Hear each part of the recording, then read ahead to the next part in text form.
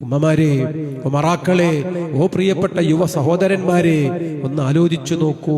ഞാൻ വിശദീകരിക്കുന്നില്ല. അവേലത്ത് തങ്ങൾ എങ്ങനെ ഓർമ്മ വരികയാണ്. അവേലത്ത് തങ്ങൾ 25-ാമത്തെ വയസ്സായപ്പോ നാട്ടിലെ മഹലിലെ പ്രസിഡന്റാക്കി. അതൊരു നാട്ടു നടപ്പു ശീലം. പിന്നെ തങ്ങൾ കിടന്നുറങ്ങിയില്ല. പിന്നെ തങ്ങൾ ആ നാട്ടിന്റെ ഗ്രാമങ്ങളിലെ ഊടുവഴികളിലേക്ക് ഇറങ്ങി. അനാഥ മക്കളെ കണ്ടു. അകാല വൈധവ്യം വന്നുപോയ കരയുന്ന ഉമ്മമാരെ കണ്ടു.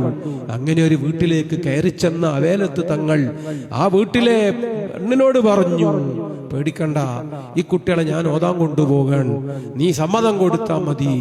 ഈ ചെറിയ മക്കളെ കൊണ്ടുപോയാൽ ഞാൻ എന്തു ചെയ്യുമെന്ന് ഉമ്മ ചോദിച്ചു പോയി. അപ്പൊ പറഞ്ഞു, ഈ വീട്ടിൽ മല്ലിയും മത്തിയും ഞാൻ എത്തിച്ചു തരും, ഉപ്പും മുളകും ഞാൻ എത്തിച്ചു തരും. കുട്ടികള് അവരെ പിടിച്ചു വെക്കണ്ട, അവർക്ക് പെട്ടിയും കിതാബും ഞാൻ വാങ്ങിച്ചു കൊടുക്കും. തുണിയും കുപ്പായവും പേനയും കടലാസും ഞാൻ അവർക്ക് എത്തിച്ചു കൊടുക്കും. അവേലത്ത് തങ്ങൾ അങ്ങനെ കൂട്ടിക്കൊണ്ടുപോയ യതീം കുട്ടി, സുബ്ഹാനല്ലാഹ്, ചാലിയത്തും തലക്കടത്തൂരിലും ആ പഠനം അങ്ങനെ വളർന്നു. ആ മുതഅല്ലിം ആലിമായി, ബാഖവിയായി, മുദർരിസായി, വാഇളായി, സംഘാടകനായി, സംവാദകനായി.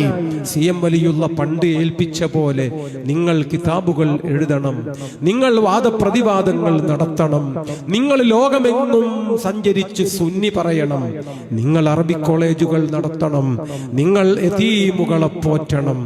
4 പതിറ്റാണ്ട് മുമ്പ് ആ കോളങ്ങളൊക്കെ പൂർത്തിയാക്കി കഴിഞ്ഞില്ലേ മഹാനായ സുൽത്താനുൽ ഉലമയും കൂടെയുള്ളവരും.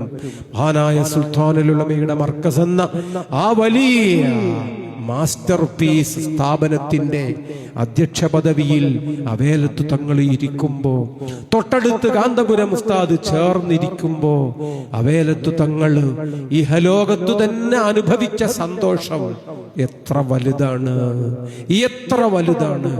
ഞാൻ ഓതാൻ കൂട്ടിക്കൊണ്ടുപോയൊരു മുതഅല്ലിം ആരായി, എന്തൊക്കെയായി, ആ മുതഅല്ലിമിൻ്റെതാണ് ഈ കാണുന്ന മുതഅല്ലിമുകൾ മുഴുവനും. ആ മുതഅല്ലിമിന്റെ കേരള യാത്ര 1, കേരള യാത്ര 2, കേരള യാത്ര 3, കാശ്മീർ യാത്രകൾ, കർണാടക യാത്രകൾ, ആസാം യാത്രകൾ, സുബ്ഹാനല്ലാഹ്, മലേഷ്യൻ പര്യടനം, ഖബറിനകത്തായാലും പുറത്തായാലും.